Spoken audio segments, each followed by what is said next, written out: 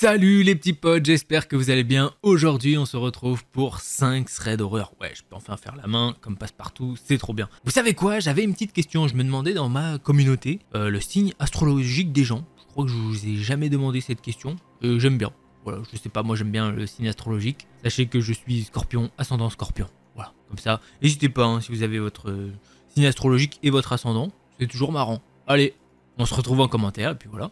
On va directement commencer avec ce premier thread d'horreur, alors prenez votre meilleur chocolat chaud et installez-vous confortablement. Alors, avant de commencer, justement, je dois vous dire que c'est le thread d'horreur d'un abonné. Donc, merci à toi de nous l'avoir partagé. Et justement, l'histoire de notre abonné, elle se passe à Halloween dernier. Il habite à Calais, une petite ville dans le nord de la France. Et cette nuit-là, vers 20h30, avec sa bande de potes, une dizaine ou une quinzaine, ils ont organisé une soirée pour Halloween. Leur plan, c'était assez simple. Aller toquer chez les gens, faire des rencontres et se balader en ville. Une partie du groupe les rejoint au point de rendez-vous et ils partent ensemble, tous déguisés en clowns avec un faux cadavre dans un sac poubelle. Ils traversent les rues jusqu'à arriver en ville. Là, ils commencent à faire des rencontres plutôt sympas, des gens qui se joignent à eux. L'ambiance est bonne, ils rigolent, ils chantent, ils s'amusent. Mais vers 22h, une voiture s'arrête près d'eux. À l'intérieur, 3 personnes, une femme et 2 hommes, dont un bien baraqué. Il leur demande s'ils font partie du fameux groupe de clowns tueurs qui chercherait à effrayer les gens.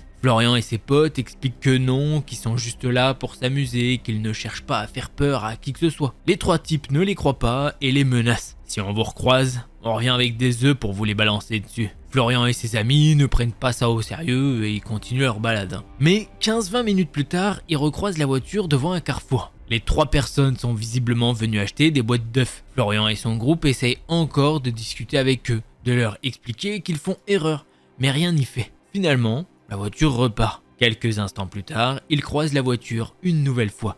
Cette fois, les types s'arrêtent et demandent au groupe de se rapprocher. Florian et ses potes s'avancent prudemment. Il leur reparle des clowns tueurs, mais personne dans le groupe n'en a jamais entendu parler. C'est là qu'une personne du groupe arrive discrètement et explique à Florian que les 3 individus ont des sortes de pistolets et des couteaux. Une deuxième personne confirme la même chose. L'ambiance change radicalement. La peur s'installe. Florian et ses potes décident de se cacher dans un bar. Ils y restent environ 30 minutes mais finissent par sortir, pensant que tout est calme. Et c'est une petite erreur. La voiture est encore là. Les types passent plusieurs fois devant eux, les regardant de travers. À un moment, épuisé, Florian et ses amis s'assoient. C'est là que les 3 types descendent de la voiture. La femme tient des œufs. L'un des hommes garde ses mains dans ses poches, probablement avec un couteau. Et le troisième, il porte des gants de MMA. Mais l'un des gars qu'ils ont rencontré plus tôt lance un mère aux 3 individus. Et bien évidemment, c'est une grave erreur. Les types se mettent à les encercler et demandent qui les a insultés. Florian et ses potes n'ont rien fait, mais les autres personnes du groupe, celles rencontrées plus tôt, s'enfuient en courant. Les 3 individus commencent à interroger chacun, demandant à entendre leur voix pour identifier le mec qui a insulté. Florian et certains amis se réfugient alors dans un restaurant. Mais les 3 types continuent de les appeler, menaçant de venir les chercher s'ils ne reviennent pas. Sous pression, Florian et ses amis retournent vers eux.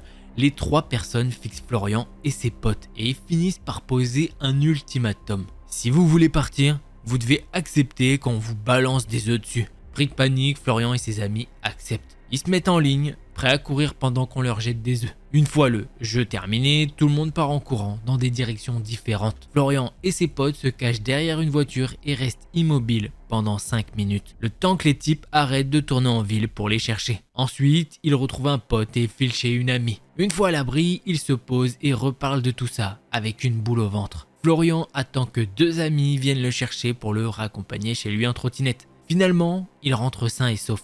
Tout est bien qui finit bien, mais il n'oubliera jamais cette nuit. Voilà, encore un grand merci à toi de nous avoir partagé ton thread d'horreur qui s'est passé pour Halloween. Donc c'est un abonné, donc bravo dans les commentaires, etc. Vous connaissez, ça y est, maintenant la dernière fois je vous l'ai dit, vous avez un peu joué le jeu, c'est très cool, merci à vous.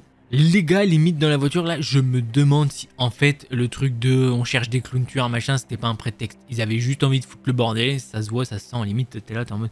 Ils se sont dit, oh Florian et ses potes là, ils sont un petit peu jeunes, vous savez quoi, bon, allez, on va les emmerder comme pas possible. Voilà, moi je pense que c'est ça. Encore un grand merci et on passe au prochain thread.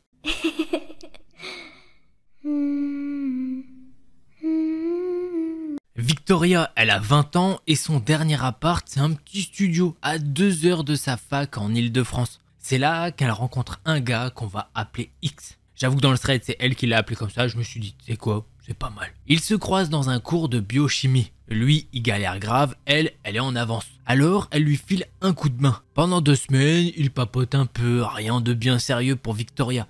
Mais très vite, elle le trouve chelou. X est en couple avec une autre étudiante que Victoria ne connaît pas. D'après lui, ça se passe mal. Il passe son temps à critiquer sa copine, disant qu'elle est hystérique, folle, qu'elle s'habille de manière vulgaire et sort sans son accord. Ce genre de discours met Victoria mal à l'aise, du coup elle décide de s'éloigner. Sauf qu'elle fait l'erreur de lui filer son numéro et son adresse pour un devoir. Elle lui dit clairement qu'elle veut plus de contact. Mais 1 heure après, il commence à la harceler de messages. Je suis désolé, on peut être amis, je suis quelqu'un de bien. Puis ça dérape.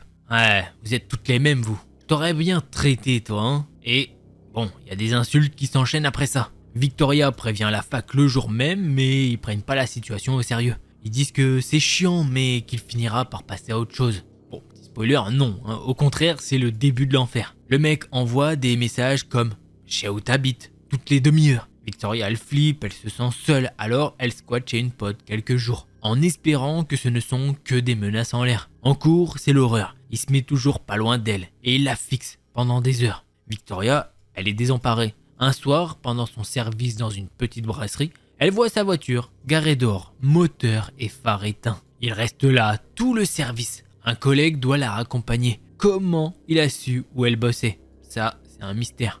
En 2 mois, la situation empire. Victoria tente de parler à son ex-copine. La fille reste muette puis balance. Il me fait la même chose. On n'est pas ensemble. Victoria veut l'aider, trouver une solution, mais la fille reste froide. Désolé, je peux rien faire. Le harcèlement continue. Messages, appels, il tourne autour de chez elle, en voiture ou à pied avec son chien. Alors que, normalement, il habite à 3 heures de là. Victoria a l'impression de voir son ombre partout. Pendant 1 an, ça dure. Et il a envoyé 3783 messages, 1562 appels manqués. Malgré le fait qu'elle ait changé 6 fois de numéro et de carte SIM. Elle change d'appart 3 fois. Il la retrouve toujours. Personne sait comment il fait. Victoria est à bout, elle habite maintenant à 2 heures de sa fac, dans une autre région. Mais il est toujours là, à rôder. Elle a porté plainte 2 fois. La première au commissariat, elle est mal reçue, plainte classée directe. La deuxième, sous les conseils d'un avocat, sa plainte est prise. X est interrogé, mais il s'en sort avec une petite tape sur les doigts. 2 mois plus tard, ça continue. Il ne va plus à la fac, mais Victoria le voit partout. Elle a peur de sortir. En fait, elle sort plus. Sa famille est loin, ses potes minimisent la situation, elle est seule, c'est le désespoir total, elle a peur pour sa vie. C'est comme ça que se termine le thread d'horreur et tu m'étonnes, elle est là toute seule, qu'est-ce que tu fais? Elle change d'appart, donc elle change d'endroit, d'adresse, tu te dis elle l'a pas donné, hein, elle l'a pas donné, elle est pas bête à donner le truc. Le mec il la retrouve, elle change de numéro, il la retrouve, à moins qu'il y ait un complice dans l'histoire. Une complice, un complice dans l'histoire, malheureusement j'ai pas l'impression que, je pense qu'elle a fait le tour un peu de ses copains et copines, et je pense pas, donc juste le mec, il doit la suivre tout le temps. Dès qu'elle est à la fac, hop, c'est quoi? Il est là, petite voiture, clic clac, peut-être même des voitures de location. Hein. C'est parce que pour qu'elle se dise pas tout le temps, ah, elle a la même voiture rouge qui me suit. Donc ça se trouve, le mec il a des voitures de location et tout. On est sur un cas psychologique et tu vois que bah, la police s'en fout royalement, comme d'hab. C'est classique quoi. En tout cas, j'espère que ça va s'arranger pour elle. On passe au prochain thread d'horreur.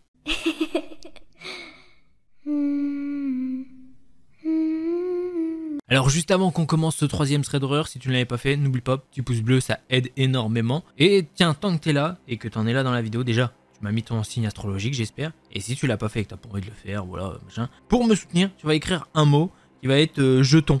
Jeton, comme un jeton ou Pokémon. Voilà, j'avais ça sur le bureau. Voilà, comme ça je verrai si tu joues le jeu et t'es là. Bref, je vais pas vous prendre plus de temps et je vais directement vous raconter l'histoire de Roxane. C'est une fille de 23 ans, elle est barmaid dans un resto. Elle a vécu des trucs de ouf, hein, des moments où elle a vraiment cru que sa vie était en danger. Mais là, c'est carrément le pire.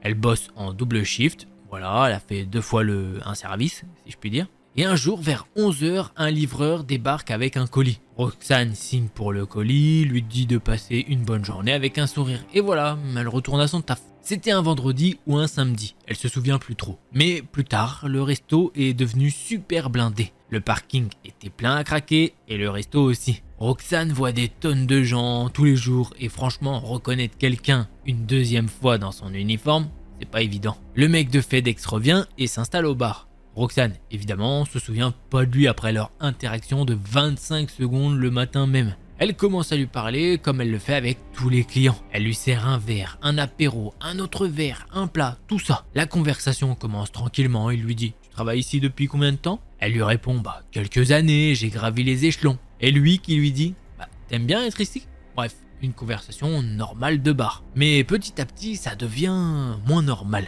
Il lui demande si elle a un copain, elle dit oui. Il change de sujet, mais il revient sans cesse. Il la complimente toutes les 2 minutes. Et il lui dit qu'elle est super belle. « Est-ce que je peux avoir ton numéro ?»« Non, mon copain apprécierait pas trop. »« D'accord. Eh bien, c'est quoi ton nom de famille ? On pourrait être amis sur Facebook. » Roxane a l'habitude de ce genre de relou. Mais là, il commence à insister lourdement. Il veut absolument son numéro ou ses réseaux sociaux. Elle refuse poliment, en rigolant, mais il lâche pas. Et là, il balance. « mais en fait, je suis venu ce matin pour déposer un colis avec FedEx. T'as dû signer pour l'avoir, non ? En fait, je suis revenu juste pour toi. » Roxane, elle sourit, elle fait son service client à fond. Hein. « Ah oui, je me souviens de toi. » Elle rigole, mais intérieurement, elle flippe sa mère. Elle va même à l'arrière pour en parler à son manager, lui dire à quel point le mec est insistant et chelou. 1 heure plus tard, il paye et part. Roxane est juste contente qu'il soit enfin parti. On va dire qu'il est environ 19 h à ce moment-là. Le resto ferme à 22 h et ils sont toujours blindés. Les clients partent petit à petit et enfin le resto est vide. Roxane nettoie, termine et il est environ 22 h 30. Elle lève les yeux et là, elle voit une voiture sur le parking. Le mec de FedEx est là, debout, à côté de sa voiture, en train de nettoyer la banquette arrière. Il ouvre et ferme les portes, sort un sac. Roxane réalise que c'est lui, celui qui était censé être parti il y a presque 4 heures. Son cœur se serre. Pourquoi il est encore là? Pourquoi est-ce qu'il nettoie sa banquette arrière? Elle panique, elle et son manager sont les seuls encore dans le resto. Il est presque 23 h, Roxane court vers son manager et lui raconte tout. Elle lui dit comment il est revenu, juste pour elle. Comment il est censé être parti il y a 4 heures. Et comment il est là, dans le parking, à attendre. Qui? Quoi? Le manager dit qu'il va appeler la police. Roxane et son copain ont un appart à 5 minutes du resto. Elle décide d'appeler son copain pour qu'il vienne la chercher. Son copain sent direct que quelque chose ne va pas. Quand Roxane stresse, elle devient bavarde. Elle lui explique vite fait la situation, il lui dit qu'il arrive et raccroche. Le manager fait rester Roxane dans le bureau jusqu'à ce que son copain arrive. Elle voit pas ce qui se passe dehors. Tout ce qu'elle sait, c'est que son copain arrive, la récupère par la porte arrière et la ramène à la maison. Plus tard, son copain, qui est du genre à ne pas se laisser faire et super protecteur, lui raconte ce qui s'est passé. Il s'est garé sur le parking et a vu le mec de FedEx assis dans sa voiture. Il a frappé à la vitre pour qu'il la baisse. Le mec a fait genre, il parlait pas anglais, il marmonnait dans une autre langue. Le copain de Roxane lui a dit un truc du genre « Je sais que tu parles anglais, t'as parlé à ma copine toute la nuit. Et tu dois dégager de là. » Le mec a continué à faire semblant de pas comprendre, de ne pas parler anglais, jusqu'à ce que le copain de Roxane hausse le ton et lui dise qu'il a 15 secondes pour partir avant qu'il le sorte de la voiture lui-même. Là, le mec a enfin démarré et il est parti en trombe. Roxane était sur les nerfs pendant des semaines après ça. Elle a même pensé à changer de boulot. Pourquoi ce mec était encore là des heures après la fermeture? Et pourquoi il nettoyait sa banquette arrière? Ça, elle saura jamais. Mais une chose est sûre, cette histoire, elle l'a marquée à vie. C'est fou parce que notre petite Roxane, bah là, elle est barmaid et je pense qu'elle a l'air de kiffer son boulot. Ouais, elle était prête à changer de boulot pour ça parce qu'il y a eu une interaction de... j'allais dire un mot, mais je sais qu'il est striké sur YouTube. On peut plus parler. C'est vrai, j'ai oublié. J'allais dire un mot comme le caca, mais un peu plus vulgaire. Tu vois ce que je veux dire? Et bah ce mot-là, attention, il est striké. Ah ouais, je vous jure. Je vous jure. Tu dis des choses, tu peux pas trop dire les choses sur YouTube. Moi, j'essaye aussi déjà de base de vous faire. J'essaye de pas trop dire d'insultes et tout, parce que je sais, le public, on sait que même si sur YouTube, normalement c'est interdit au moins de 13 ans et tout, il y en a qui regardent. Et je me dis, vas-y, comme ça vous pouvez quand même regarder plus ou moins en famille, si je puis dire, hein, même si c'est, voilà, que ça reste tranquille. Mais de toute façon, YouTube te strike quoi qu'il arrive, hein, même si tu dis trop un mot de trop de l'autre, voilà, faut pas. Bref, et ben revenons à notre petite Roxane, ça c'est Delcor, hein, vous connaissez, il part... Bon, heureusement je suis pas en live, hein, je vous le dis, sinon, heureusement qu'il y a les vidéos pour les cuts et tout, ça, clac, clac, clac, tu vois, tu peux faire ça, parce que sinon je raconterais ma vie, quoi. Mais, la petite Roxane, ouais, bah le mec de FedEx, trop chelou, hein. Déjà, est-ce qu'il travaille pour FedEx? Oui, il lui a ramené un colis. Enfin, après, tu me diras, il pouvait faire un genre. En plus, après, le mec qui fait genre qu'il parle pas anglais, alors qu'il parlait très bien anglais, nettoyer la banquette arrière, je veux bien. Je me dis, bon, tu peux toujours nettoyer ta banquette arrière, mais pourquoi 4 heures après qu'il soit venu au bar, machin, en plus il lui dit qu'il veut revenir pour elle. Allez, le mec est trop chelou. Et heureusement, il l'a jamais revu. Je pense que le coup de pression, elle a pas kiffé. Bravo au manager aussi, qui est quand même pas trop débile, hein, parce que des fois, il y en a, ils sont là en mode non, mais sors, moi je vais fermer le resto là, vas-y, casse-toi. Il l'aurait laissé dans la rue en mode vas-y, avec le prédateur derrière. Bref, très bon thread d'horreur. On passe au prochain.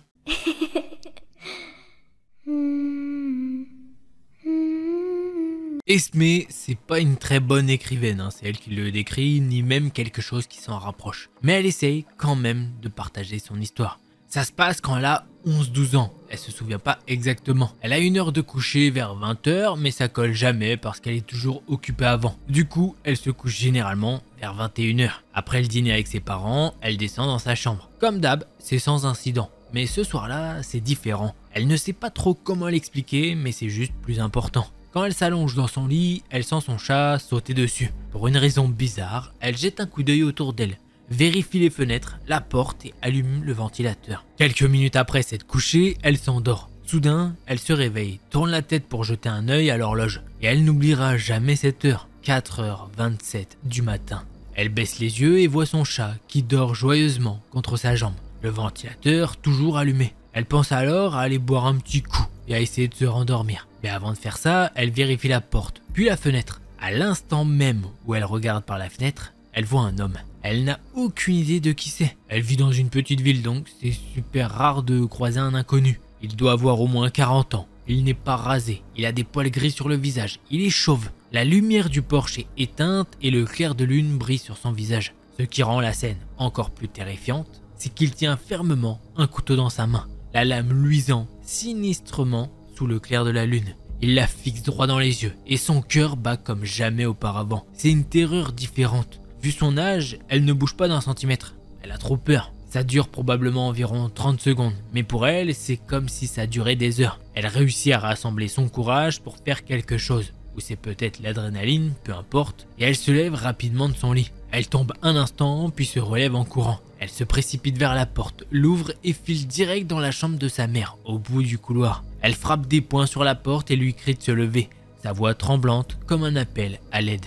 Finalement, sa mère ouvre la porte à moitié endormie. Esme, toujours terrifiée, la conduit dans sa chambre, haletante pour reprendre son souffle. Sa mère jette un coup d'œil autour d'elle et lui dit timidement qu'il n'y a rien dehors. Esme regarde de nouveau autour d'elle, ne voyant plus rien à la fenêtre. Sa mère la calme petit à petit et la remet au lit. Elle finit par s'endormir pour se réveiller plus tard alors que la chaude lumière du soleil brille à travers les fenêtres. Elle va à l'école, rentre à la maison, puis retourne dans sa chambre. Toute la journée est floue. Elle a l'impression que rien d'autre n'a d'importance ce jour-là, à part devoir vérifier si ce type est toujours à la fenêtre. Elle regarde par la fenêtre et comme il n'y a personne, elle se sent enfin en sécurité. Et voilà, c'est comme ça que se termine ce petit thread d'horreur. Ma foi, petit, mais tu vois, il en faut pas plus, hein. Des fois, j'étais là. Elle se lève 4h27 du matin. Tu m'étonnes qu'elle se souvienne de l'heure, hein. Y a pas de... Là, je te jure, t'es là. Hop, petit téléphone. Enfin, c'était plus l'horloge, je crois. Elle a dit. Mais 4h27, elle est là. Oh, tu mec par la fenêtre comme ça. Et dans un film d'horreur, pourquoi il a un couteau enfin, déjà, premièrement, hein, il a un couteau, on sait pas, on s'en fout. Mais pourquoi il est à sa fenêtre? Qu'est-ce qu'il fout? C'est un pervers chelou en plus, vas-y, laisse tomber. Bref, je vais pas m'attarder sur cette conclusion. On passe au prochain thread.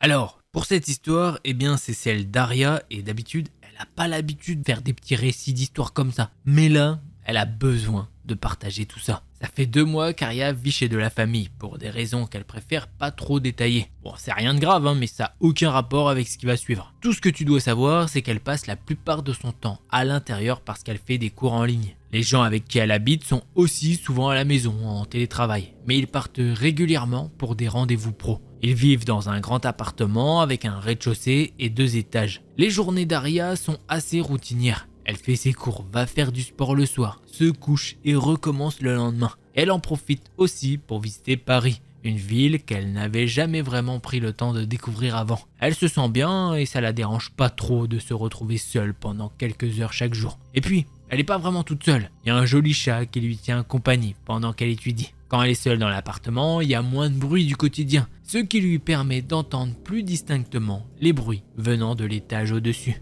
Les voisins font pas beaucoup de bruit, mais elle entend souvent ce qui ressemble à une chaise ou à un meuble qu'on déplace. Ça la dérange pas, elle se dit que ce sont sûrement des gens qui font du télétravail aussi. Il y a d'autres bruits normaux pour un appart, des pas et ce qui ressemble à un chien, vu les griffes qui grattent. Bref, la vie d'appartement quoi. Un mois entier passe sans que rien de spécial ne se passe. La seule chose qu'Aria remarque, c'est que les bruits des voisins du dessus se font surtout entendre quand elle est seule dans l'appartement. Elle se dit que c'est sûrement une coïncidence et ça la rend pas plus mal à l'aise que ça. Elle trouve aussi qu'il y a beaucoup de bruit dans l'appartement lui-même, mais elle met ça sur le compte du plancher en bois qui travaille. Mais c'est la semaine qui suit ce mois tranquille qui commence à la mettre mal à l'aise. En effet, pendant cette semaine, un événement lui fait penser que ces bruits sont peut-être pas si normaux que ça. Pour le contexte, il y a un petit couloir dans l'appart où il y a un détecteur de mouvement qui allume la lumière quand tu vas aux toilettes la nuit. Et ce couloir, il donne sur la porte de la chambre d'Aria. Donc, elle voit la lumière s'allumer depuis sa chambre. Un soir, elle est seule dans l'appart, le chat blottit sur ses cuisses et elle commence à entendre des bruits. Mais ces bruits, c'est pas du bois qui travaille, non.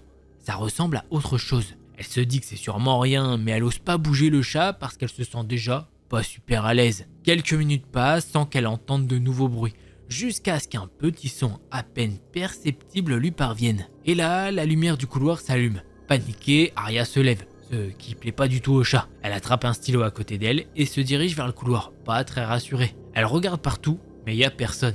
Mais rien. Un peu stressée, elle décide d'arrêter de travailler et de sortir marcher pour se calmer. Quand elle revient, tout semble normal, à part les bruits habituels des voisins du dessus. Pendant 2 semaines, il n'y a rien d'inquiétant, à part les bruits des voisins. Mais un jour, elle apprend que les gens chez qui elle habite vont partir 2 jours et 1 nuit chez des amis. Aria commence à flipper à l'idée de rester seule aussi longtemps dans l'appart. Elle essaye de se rassurer en se disant qu'elle va pas rester trop longtemps seule parce qu'elle doit partir tôt le lendemain matin pour la journée. Quelques heures passent après leur départ et c'est le drame. Les bruits recommencent et cette fois c'est pire. Des bruits sourds comme si quelqu'un frappait sur un mur. Des chaises qu'on déplace, des pas et des griffes qui grattent. Aria ose pas aller vérifier et comme il est tard, elle décide d'aller se coucher. Même si elle est super stressée. Elle passe une nuit de caca et se réveille toutes les heures. Et elle finit par se lever à 4h30 parce qu'elle n'arrive plus à dormir. Elle va se faire un petit déjeuner, donne à manger au chat et retourne dans sa chambre pour finir de préparer ses affaires. En rentrant dans sa chambre, elle voit son chargeur de téléphone à quelques mètres de la multiprise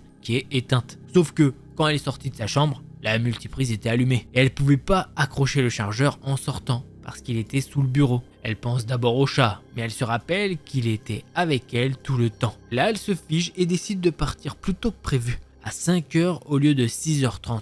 Elle prend son sac, son manteau, ses chaussures et se barre de l'appart en vitesse. En sortant, elle regarde le bâtiment pour la première fois attentivement. Et vu la façon dont c'est construit, c'est impossible qu'il y ait un appartement au-dessus du leur. Il n'y a pas la place. Elle écrit ça 1 semaine après avoir compris et vécu tout ça. Et les bruits n'ont pas arrêté. Elle est contente de pouvoir dire qu'elle part bientôt de cet appart. Elle espère juste ne jamais croiser qui que ce soit dans cet appart, à part les gens avec qui elle vit. Alors justement, cette histoire, il y avait soit dans les commentaires, il y avait soit c'est du paranormal et c'est trop chelou, soit il y a quelqu'un peut-être dans les combles ou un truc comme ça, donc il va falloir penser à les regarder. Je pense que c'est ce que ne veut pas faire la personne qui a écrit ce thread, je pense que personne n'a envie d'aller voir. Parce que si tu découvres qu'il y a quelqu'un, bah voilà, c'est chelou. Et si tu découvres rien, c'est possiblement paranormal. Donc je sais pas s'il y a une bonne solution en fait. Voilà en tout cas les petits potes, j'espère que vous avez kiffé ces histoires. Si c'est le cas, vous connaissez un pouce bleu et un abonnement. Et si jamais vous en voulez plus, je vous invite à cliquer sur l'une de ces 2 vidéos là. Allez, c'était Delcor, en attendant la prochaine vidéo, portez-vous bien, tous les petits potes.